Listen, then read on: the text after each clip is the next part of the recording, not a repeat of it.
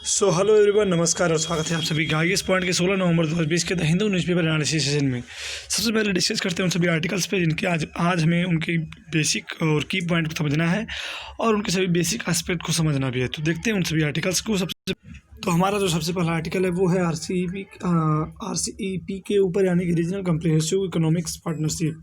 ये अपने में इंपॉर्टेंट है। साथ ही साथ एयर क्वालिटी पे एक आर्टिकल आया हुआ है और बॉर्डर ऑन द बॉल पे एक डिटेल पेज का एक इंपॉर्टेंट एस्पेक्ट है, इस पर हम सब लोग जानेंगे। साथ ही साथ शिव की अगेन ये म्यांमार के जो प्रेसिडेंट पद की दावेदारी के लिए प्रस्तुत हैं, इनके हम लोग की पॉइंट्स को समझेंगे। साथ ही साथ आज की finally the Hindu best question को देखते हुए आज के इस सेशन को कंप्लीट करेंगे। तो फ्रेंड्स, यदि बात करें उन सभी आर्टिकल्स की, तो mega trade block RCEP takes off, यानी कि जो आरसीईपी यानी कि रीजनल कम्प्रिहेंसिव इकोनॉमिक्स पार्टनरशिप है, ये इसके अब जल्द ही कि संपन्न होने वाला है। और इसमें लगभग 16 देश इसमें हिस्सा ले रहे थे, लेकिन इसमें जो भारत है वो हिस्सेदारी नहीं ले रहा, इसलिए अब इसमें लगभग 15 देश फ्री ट्रेड एग्रीमेंट यानी कि FTA, ये आप सभी लोग जानते होंगे व्हाट इज़ FTA, यानी कि फ्री ट्रेड एग्रीमेंट के तहत समझौता करेंगे और अपनी इकोनॉमिक्स को बढ़ाने के लिए एक दूसरे से पार्टनरशिप करेंगे।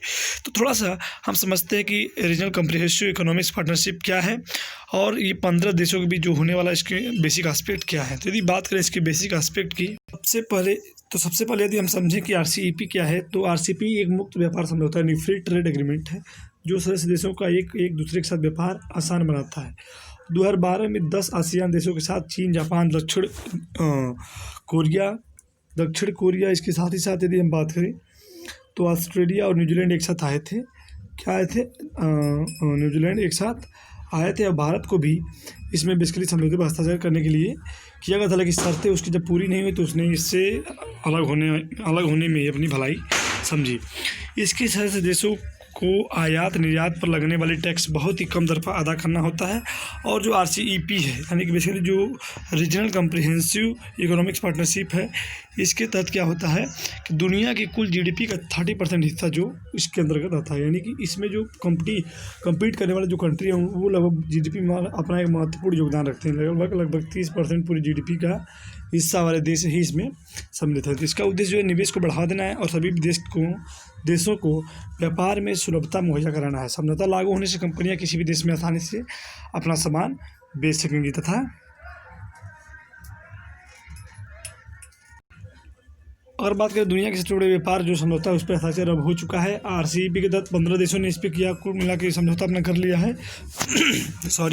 भारत के बिना इस समझौते को जो है हम नहीं मान रहे हैं। जो भी आरसीईपी के देश हैं वो सोच रहे हैं कि भारत भी इसमें सम्मिलित हो, और जो आरसीईपी में भारत जो है अपनी मर्जी से ही इसमें हो सकेगा शामिल, किसी की दबाव के कारण नहीं होगा। चीन की वजह से भारत जो है हम सभी जानते हैं कि आरसीईपी में शामिल नहीं हुआ, क्योंकि चीन भी उसमें सम्मिलित है और चीन की जो एक्सपेंशनिज्म है, जो विस्तारवादी नीति है, वो भारत को कतई पसंद नहीं है। बात करें इसके सदस्य देशों की तो आप याद रख सकते हैं जापान, ऑस्ट्रेलिया, दक्षिण कोरिया, न्यूजीलैंड और चीन के अलावा association of south east Asian Nations ASEAN के 10 सदस्य इसका हिस्सा हैं। और आसियान देशों में Cambodia, Indonesia, Laos, Myanmar, Philippines, Thailand, Brunei, Singapore, Malaysia और वियतनाम भी शामिल हैं। और दुनिया की लगभग तिहाई आबादी इन देशों में रहती है और करीब 30% वैश्विक कारोबार इनके बीच होता है, यानी कि जीडीपी का लगभग 30% हिस्सा ये देश ऑब्जर्व करते हैं। तो फ्रेंड्स, ये रहे इसके बेसिक एस्पेक्ट। उम्मीद है कि आपको समझ में आएंगे। देखते हैं आज के नेक्स्ट आर्टिकल को।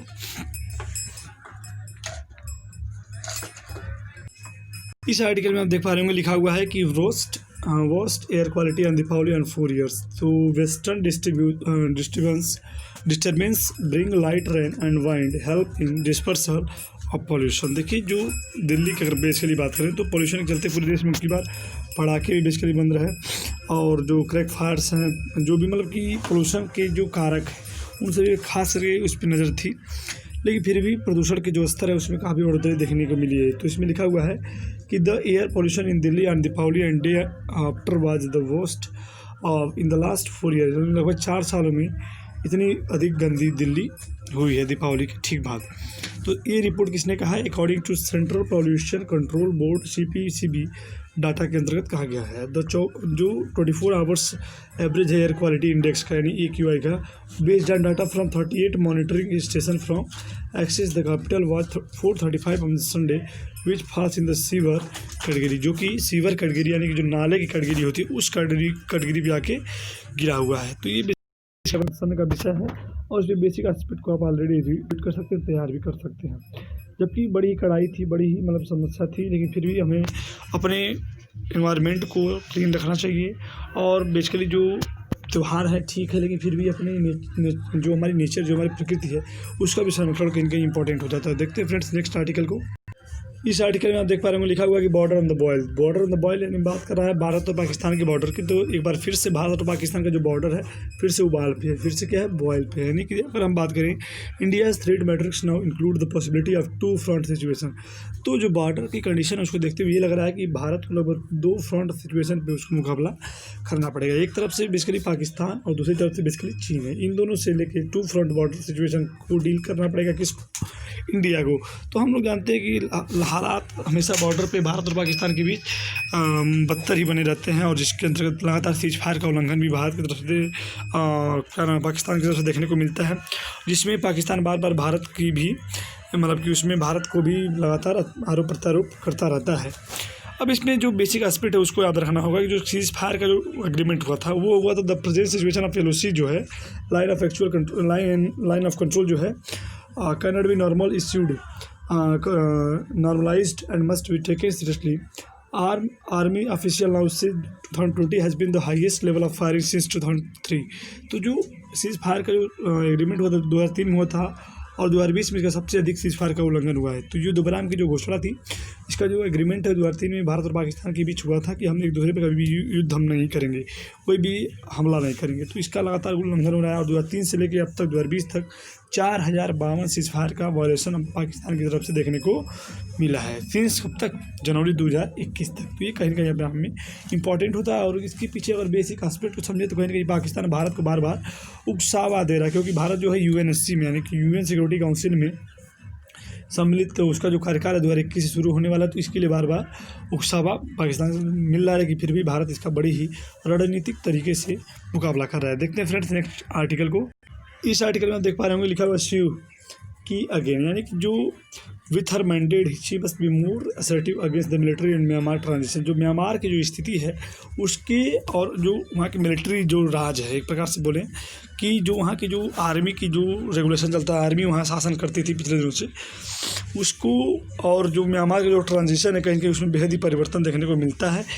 किसके परिवर्तन देखने को मिला, आपकी बार का जो इलेक्शन हुआ, तो the national league of democracy landslide victory in the November 8 general election in Myanmar indicate that the vast majority of its nearly 38 million voter continue to think Daw Aung सान स्यू की। ये नाम आपको याद होना चाहिए कि डॉ आंग सान स्यू की, इन्होंने बहुत ही बढ़िया से बुल्क वार यानी कि एक दीवार खड़ी कर दी है किसके खिलाफ, अगेंस्ट द मिलिट्री। क्योंकि हम जानते हैं कि म्यांमार में मिलिट्री शासन चलता था और अभी भी चलता रहता है, जिसके कारण अनेक प्रकार के कठोर नियम वहाँ की जनता पे थोपे जाते हैं। तो उसके अगेंस्ट जो डेमोक्रेसी को लाने के प्रयास में जो डॉ आंग सान सू की, इनका आवेदन का देखा गया है, और इलेक्शन में इनको लगभग 38 मिलियन वोटर ने इनको मतलब सपोर्ट किया हुआ है। और ये बेसिकली कहीं कहीं अपने आप में इंपॉर्टेंट भी होता है, जिसके तहत the election commission has started to party has वोन।